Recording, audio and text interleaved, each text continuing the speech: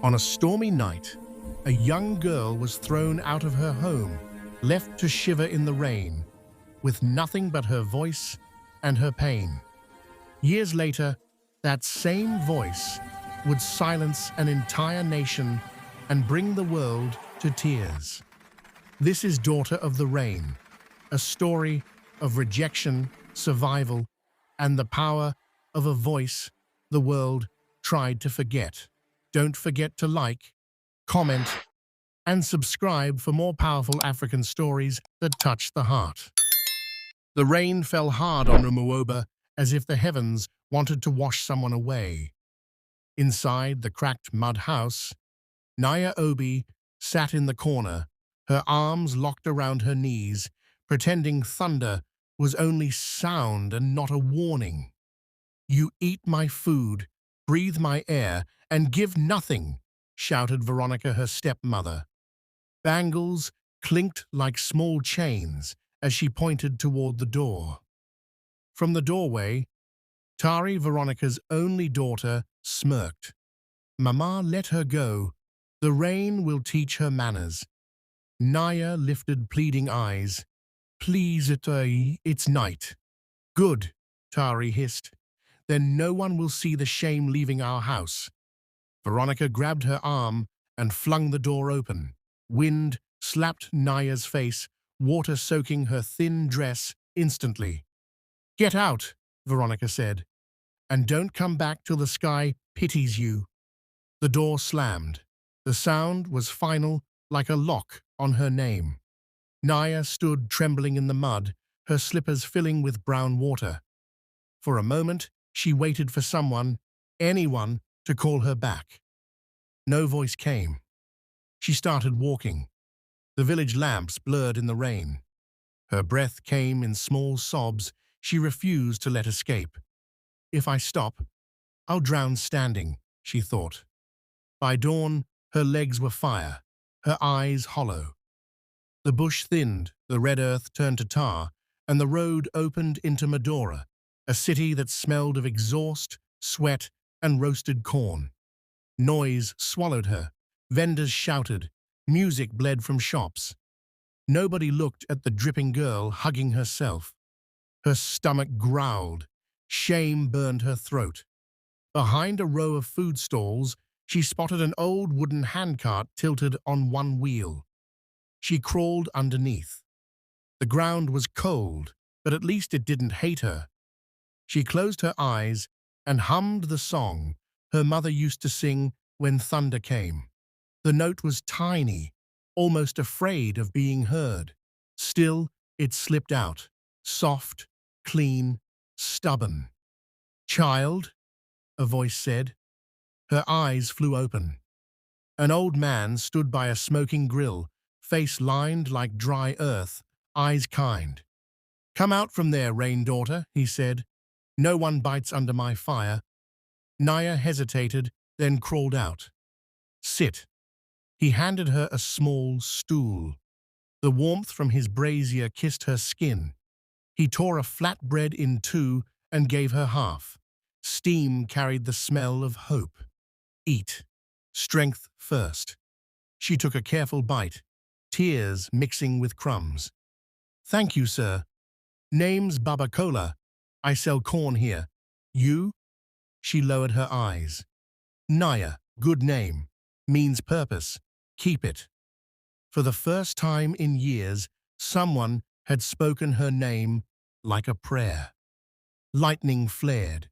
A gust of wind blew a torn poster across the street. It stuck to the cart she'd slept under. Babakola picked it up, squinting. Medora National TV, open auditions, tomorrow. Maybe your luck hiding inside rain." He tucked the paper beside her stool, grinning.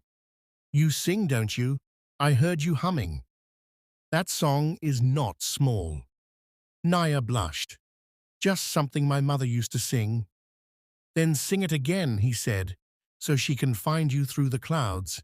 She almost did, but fear sat heavy on her chest. Instead, she whispered, "I'll sing when I'm not hungry." "Fair, Babacola said kindly.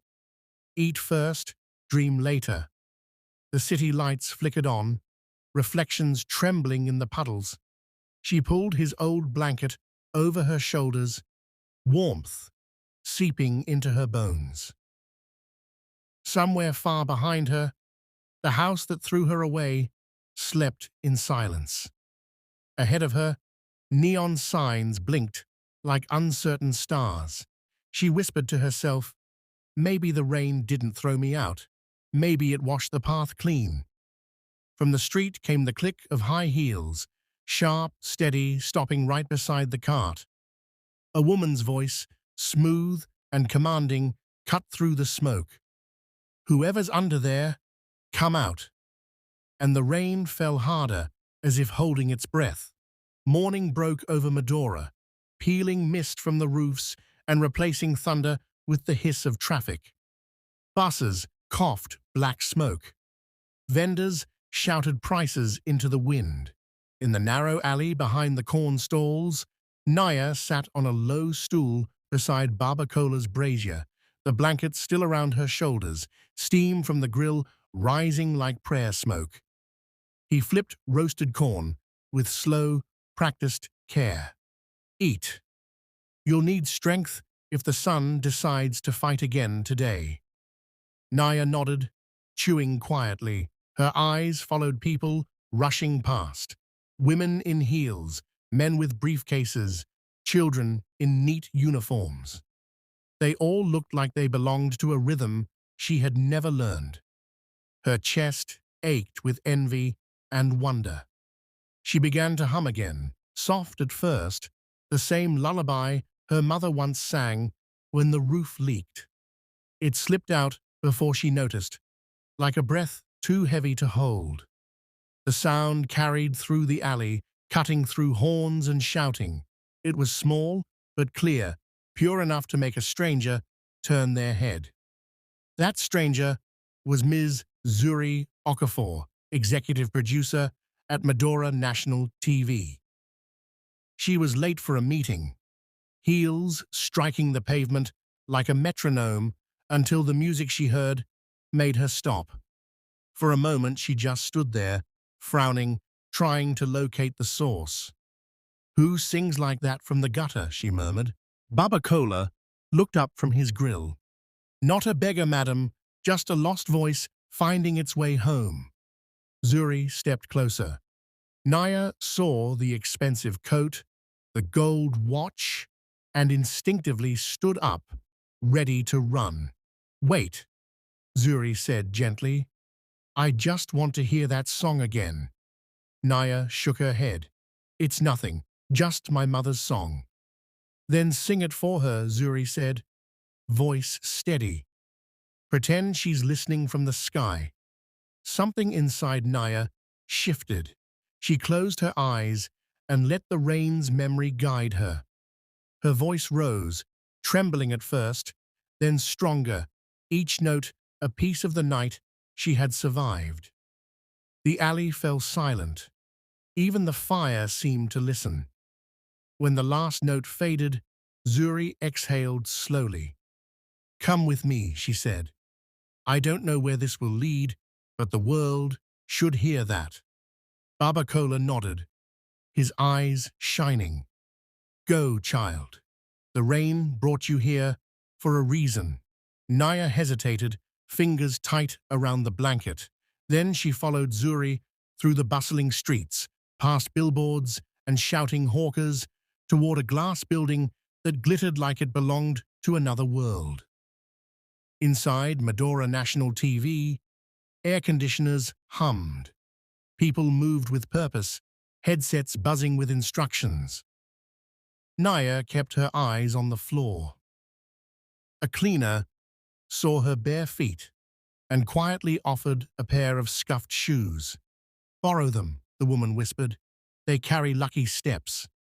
The studio lights were blinding. Rows of judges sat behind a long desk, their faces half-lit and unimpressed. Zuri placed a hand on Naya's shoulder.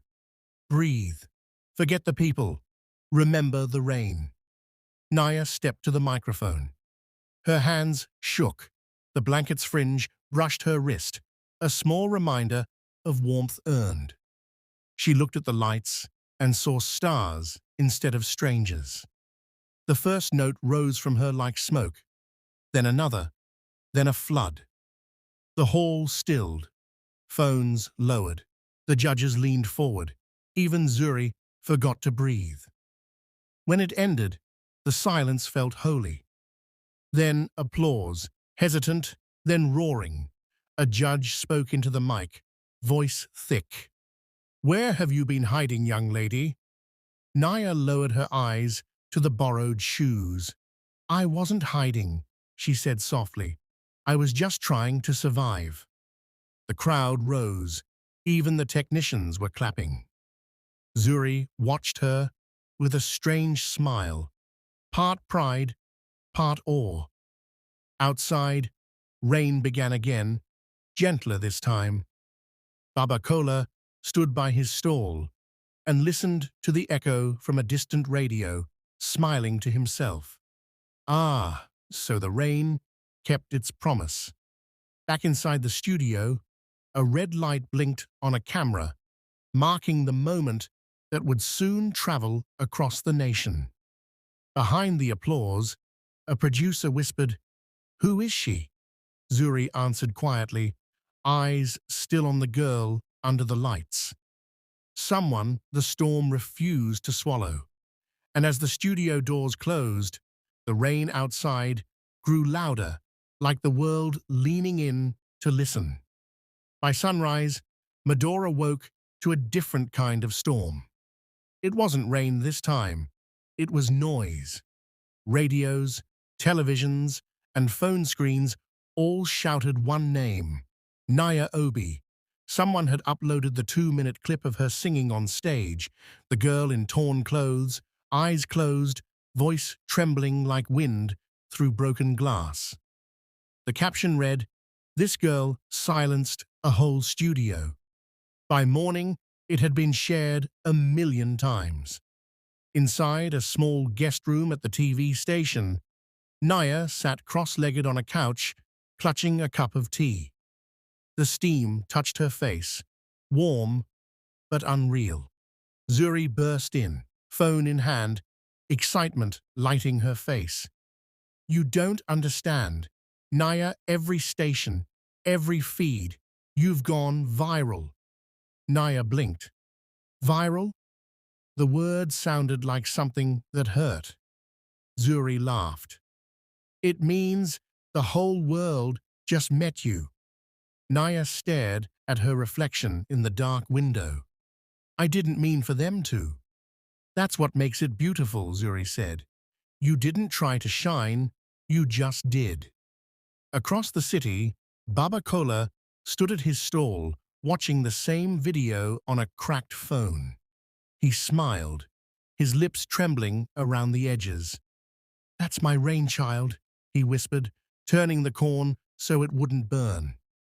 And miles away, in the quiet village of UMUOBA, a teacup shattered. Veronica froze, her hand trembling, eyes locked on the TV. "Turn that off," she barked, but Tari didn't move. Her mouth hung open as the host's voice echoed through the house. "Give it up for the golden voice of Medora, Naya Obi." Veronica's face drained of color. "It can't be," she whispered. "She's supposed to be gone." Tari's voice trembled. "Mama, that's her." The thunder outside the house rolled softly, like memory returning. Back in the city, reporters wanted interviews, talk shows called, and people from record labels lined up like pilgrims.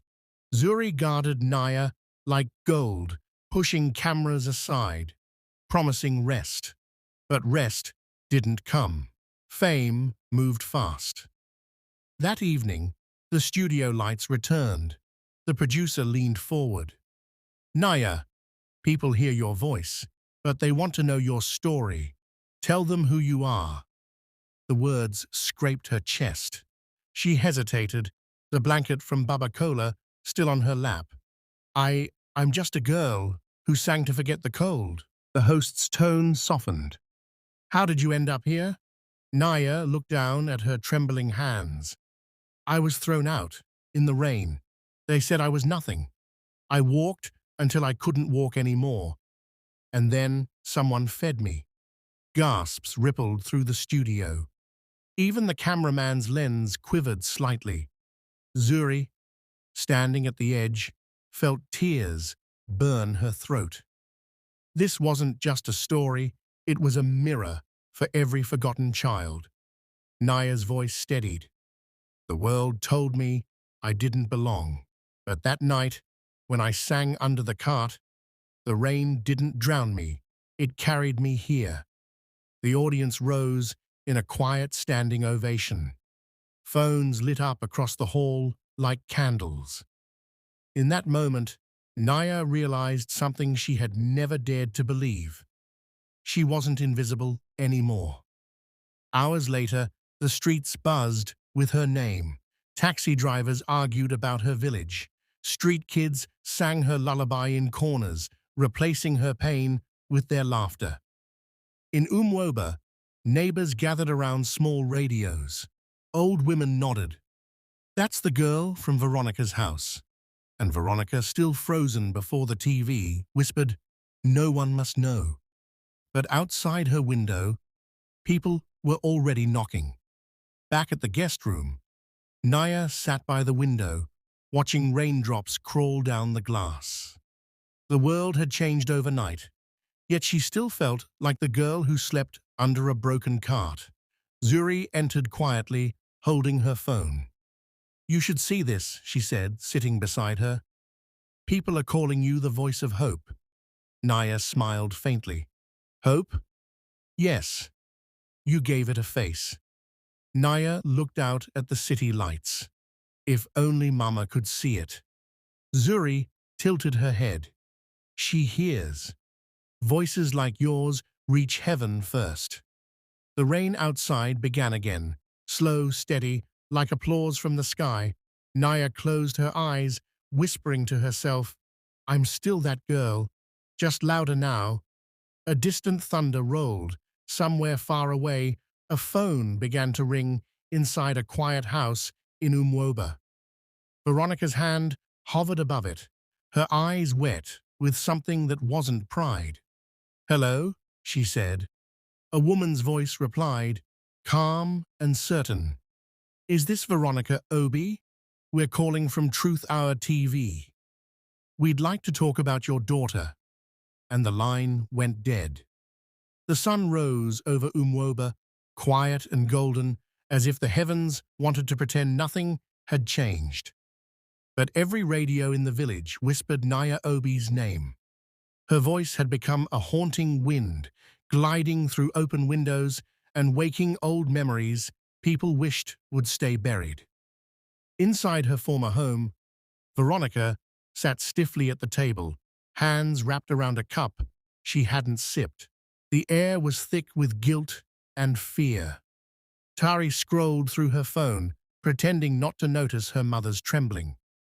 "Everyone's talking about her," Tari muttered. "They're saying she's the pride of the village." "Keep quiet," Veronica snapped. "That girl doesn't belong to us anymore." Tari looked up. Maybe she never did. Veronica's eyes flashed, but the fire in her voice had turned to smoke. No one must know what happened that night. No one. But secrets were thin things. They tore easily. By midday, an old neighbor, Mama Dyke, had gone on local radio, her shaky voice telling what the whole village once ignored. I saw it with my own eyes. The rain, the shouting, the poor child thrown out like trash. We said nothing. And now God has lifted her up. The clip spread faster than the storm that once chased Naya away. Reporters arrived before sunset. Cameras and microphones spilling into Veronica's compound like ants on sugar. "Madam Veronica," one shouted, "is it true you threw out your stepdaughter?" Another leaned forward. "What do you have to say about the rumors that you mistreated the girl now called the sole voice of Africa. Veronica slammed the door, her chest heaving. Tari watched her quietly. They'll keep coming, Mama. The truth's louder than any lie. In Medora, Naya didn't see the chaos. She was in a studio, recording a song Zuri had written for her. A song called Daughter of the Rain. Start soft, Zuri said, through the glass. Sing like you're whispering to the girl you used to be. Naya closed her eyes. The first note left her mouth like a prayer. The music wrapped around her like the very rain that once broke her. Her voice rose, fragile, powerful, alive. The lyrics told of storms, of pain, of finding fire in the flood. When she finished, even the sound engineer wiped his eyes. Zuri entered the booth, speechless for a moment, then hugged her. That's it, she whispered.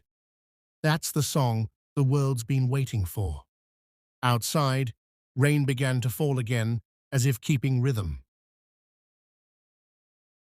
By evening, Daughter of the Rain played on every major station. Streets hushed to listen. Shopkeepers paused their chatter. Taxi drivers turned up their radios. It wasn't just a song. It was a confession wrapped in melody. In Umuoba, the song reached Veronica's house first.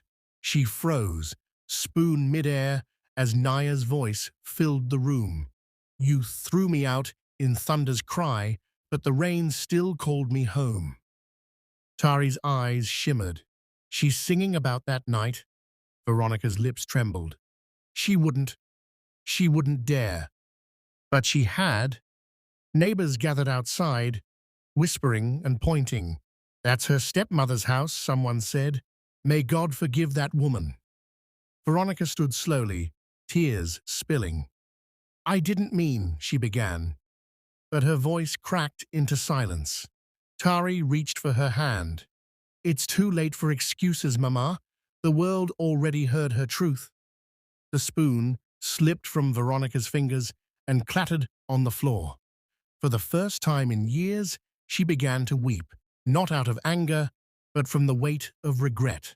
Back in the city, Zuri showed Naya her phone. Look. Trending #1. Daughter of the Rain. Millions were sharing the song, quoting her lyrics, and writing messages of hope. Naya smiled faintly. So, the rain wasn't my enemy after all. Zuri's voice softened. No, it was your stage. Thunder rumbled gently in the distance, not in rage, but in applause. And far away in Umuoba, Veronica stepped out into the drizzle, tilting her face toward the same sky she once cursed. Each drop felt like forgiveness, but the sky gave no words, only the echo of her daughter's voice rising from every radio around her. Truth, once it begins to sing, never stops. Then came the knock on her door. A car engine hummed outside. Voices murmured. Someone had come home. Veronica's breath caught, because deep down she already knew the rain was bringing Naya back. The convoy of black SUVs rolled slowly down the red earth road of Umuoba, sunlight glinting off their windshields. Villagers lined the roadside, whispering, pointing, hearts pounding. She's here. The girl from the television, the one they threw away. Inside the lead car, Naya sat quietly, palms pressed together, heart racing. Every tree and bend of the road carried a memory, the places she once hid, the paths she'd cried along. Now, the same road welcomed her back in honor. Beside her, Zuri smiled gently. You don't owe this place anything. Naya shook her head. Maybe not, but there's a promise I have to keep. When the car stopped in the village square, the crowd parted like a wave. Children clutched paper flowers. Old women dabbed at their eyes. Naya stepped out, dressed in a flowing white dress that caught the sunlight and shimmered like hope.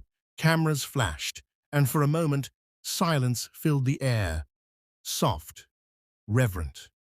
"She's home," someone whispered. Naya walked toward the open field near the schoolyard, where a new building stood, freshly painted, bright blue, with a sign that read, "The Naya Foundation." School of voices and light gasps rippled through the crowd. She climbed the small stage, microphone in hand. Her voice, calm but steady, reached every corner of the square. "Many of you remember me as the quiet girl who swept yards, who sang to herself in the rain," she began. "I left this place broken, but I returned whole. Today isn't about fame, it's about purpose." The murmurs faded into a deep stillness. "I built this school for every child who feels unseen," she continued. "For every voice that was told to be silent. Here you'll be heard. Here you'll be free." Applause burst through the crowd, soft at first, then rising like a tide. But then, from the back of the square, movement stirred. A frail woman stepped forward, wearing a faded shawl, her face hidden behind dark glasses. Her hands trembled as she held a small box. Gasps spread. "That's her," someone murmured. "The stepmother." Veronica climbed the steps slowly, her body shaking. She looked smaller now, her voice barely a whisper. "My daughter, I came to make things right. I was blind with pride. Please, forgive me." The crowd fell silent. The air felt heavy with memory.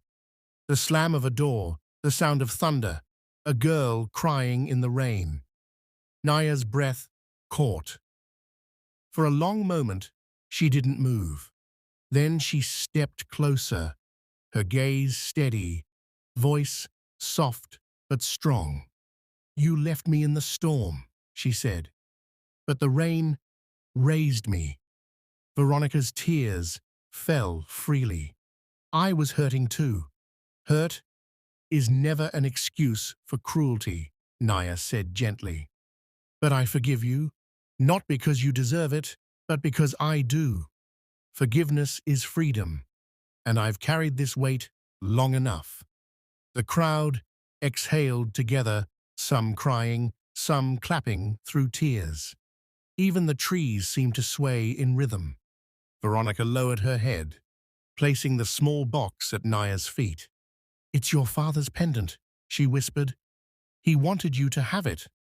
Naya knelt, lifting the box with trembling hands. "Thank you." Zuri stepped forward, her eyes shining. "You've done what many never can," she said softly. Naya smiled faintly. "The rain taught me to grow, not to drown." As the crowd began to sing "Daughter of the Rain," the school's choir joined in, their young voices echoing across the square. The melody rose high, carrying peace through the air. But then Zuri's phone buzzed in her pocket. She glanced down, and the smile faded from her face. "Naya," she said quietly, stepping closer. "You need to see this." On the screen flashed a headline. "Someone is using Naya Obi's name for a new performance, claiming to be the real daughter of the rain." The wind shifted. Naya's joy faltered for a heartbeat.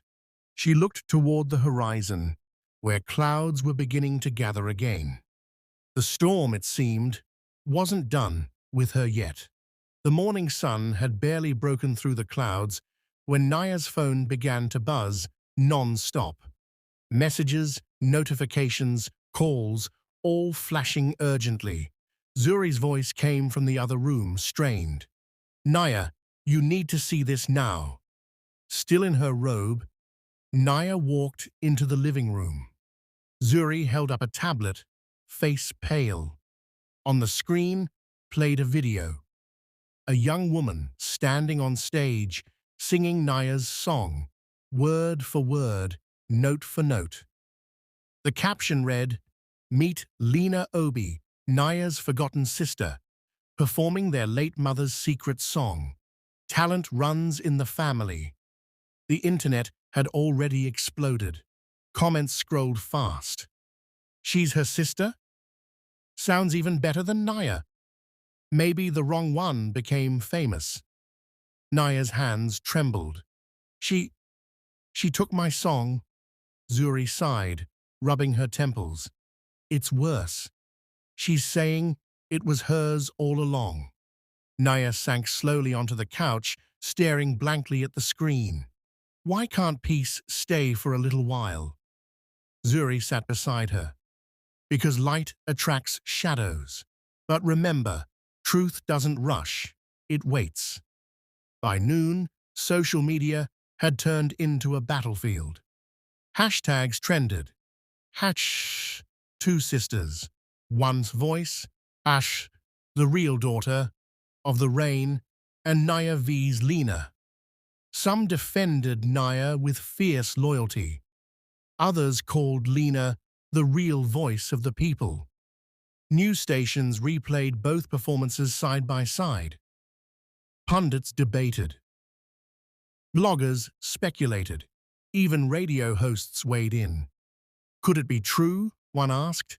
Did Naya steal her sister's song?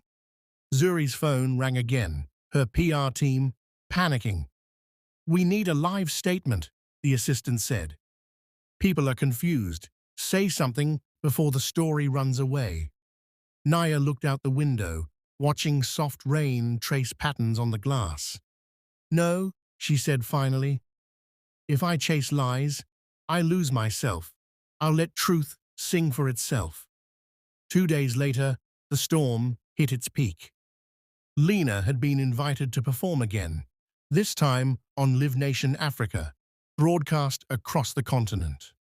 When the lights came up, Lena stood tall, tears in her eyes, pretending to tremble. "This song was born from my pain," she said into the mic. "My sister took my voice, but I'm taking it back." The crowd cheered. The music started, but halfway through the song, something unexpected happened. A faint background clip began to play over the speakers, a recording of Naya humming the exact melody months earlier during a behind-the-scenes interview. Gasps filled the studio. The producers scrambled, waving at the control room, but the truth was already out. On screen, the broadcast split in half. Naya's old clip on one side, Lena's performance on the other. The difference was undeniable. Naya's voice carried soul. Lena's imitation cracked under pressure. The audience began to murmur, then silence. Lena's fake tears stopped mid-cheek. I wrote it for her," she stammered, but no one believed her.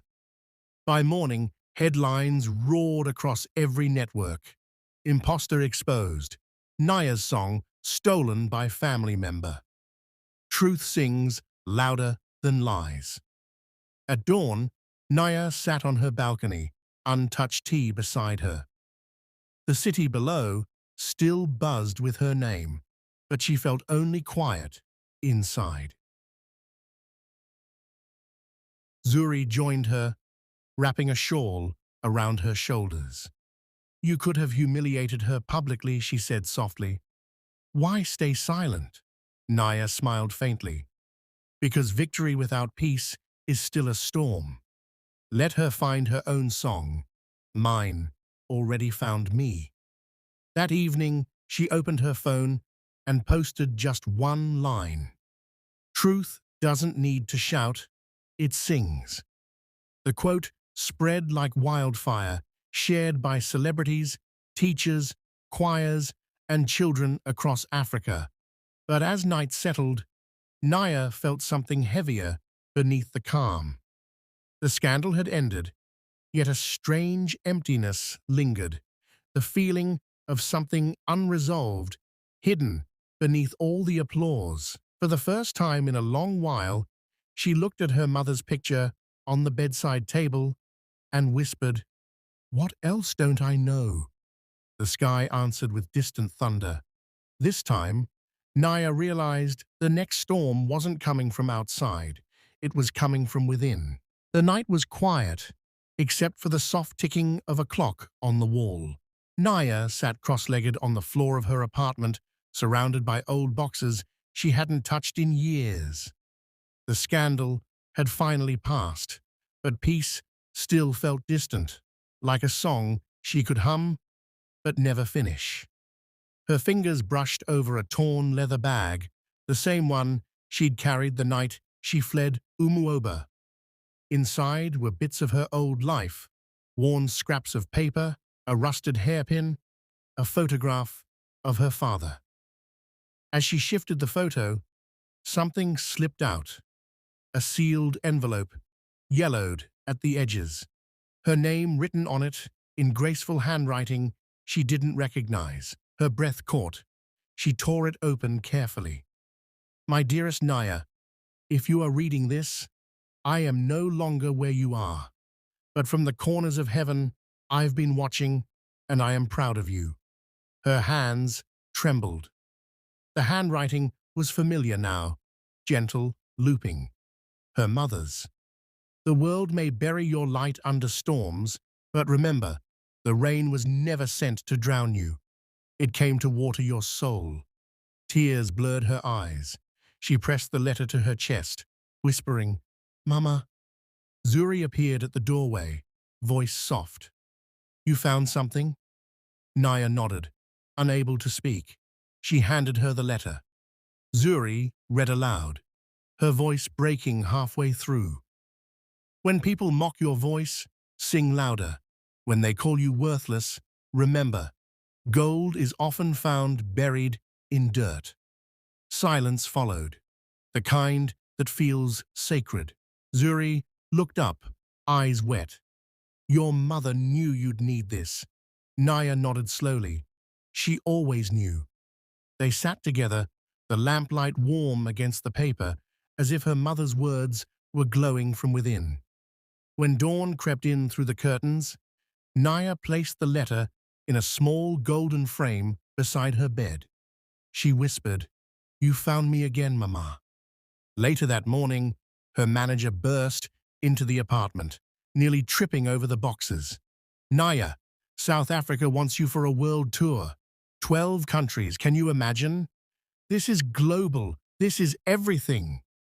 Zuri's face lit up. "You did it." But Naya's gaze drifted toward the framed letter by her bed.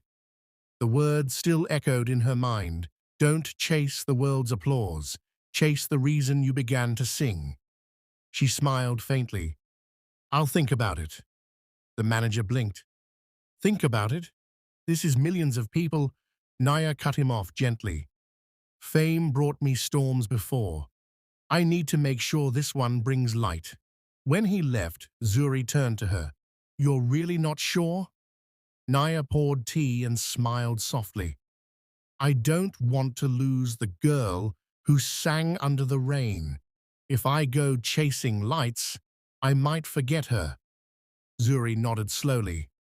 "Then sing where you're meant to be heard, not where the noise is loudest."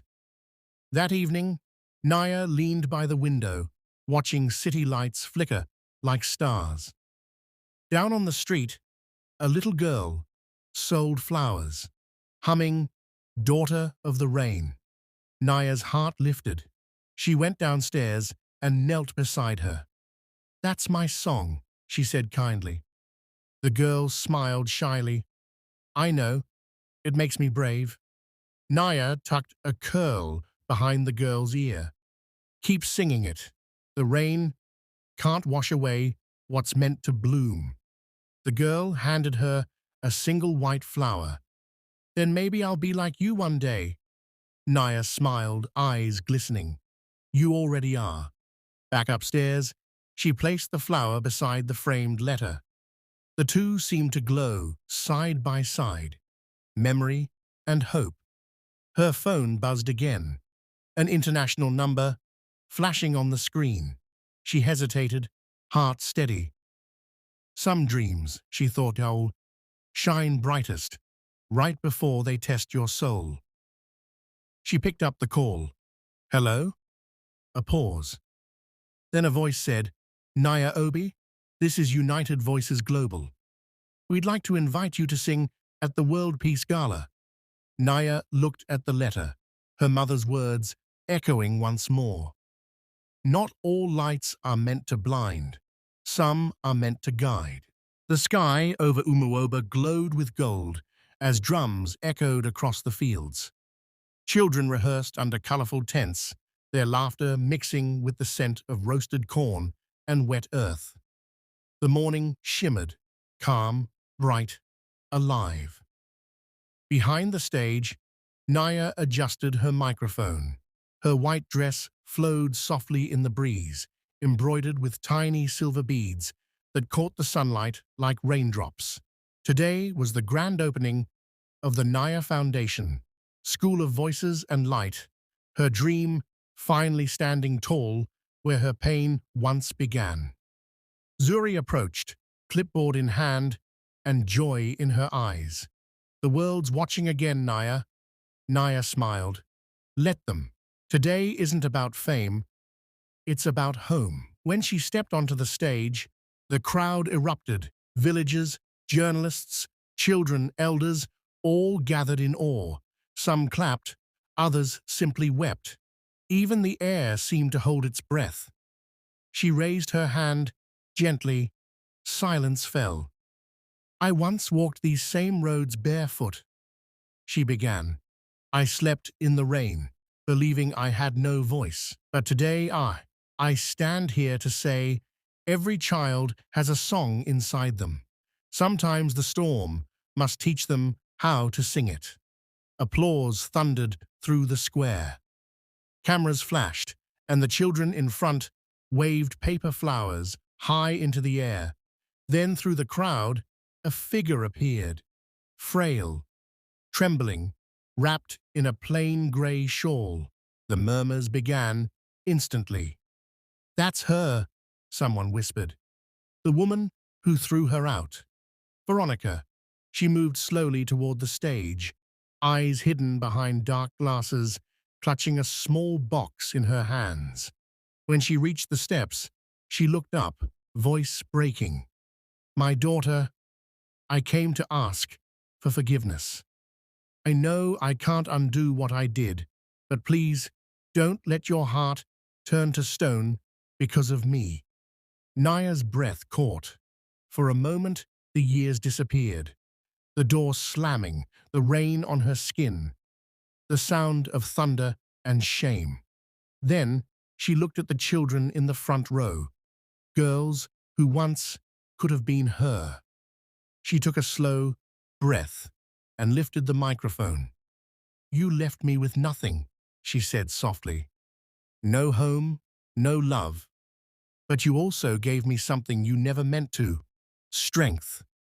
Veronica's lips trembled. I was broken, Naya. I didn't know how to love you. Naya's eyes glistened, her voice steady. Pain isn't an excuse to create more pain.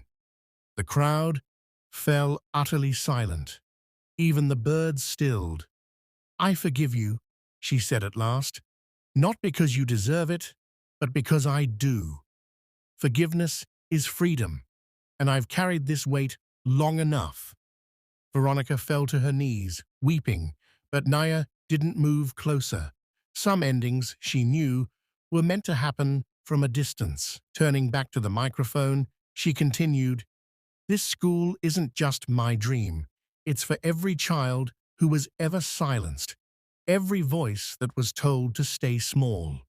Here, you will be heard. The audience rose in a standing ovation. People clapped through tears. Some shouted her name. As the music began, Naya joined the children's choir in her newest song, Daughter of the Rain. The rain tried to drown me, but I learned to float. The thunder called me broken, but I sang back hope. The melody swept through the village, soft yet powerful. The sky began to darken, not in threat, but in blessing. A light drizzle fell, touching faces, glimmering like liquid gold in the sunlight. Zuri leaned close, whispering through tears, "The heavens are singing with you." Naya closed her eyes, rain gliding down her cheeks. "No," she murmured. "They're reminding us where we began." The drizzle faded into sunlight. The choir held their last note, and a rainbow arched across the horizon, bright, full, unbroken. And beneath it stood Naya, the girl once thrown out into the storm, now the woman who taught the world to dance in the rain.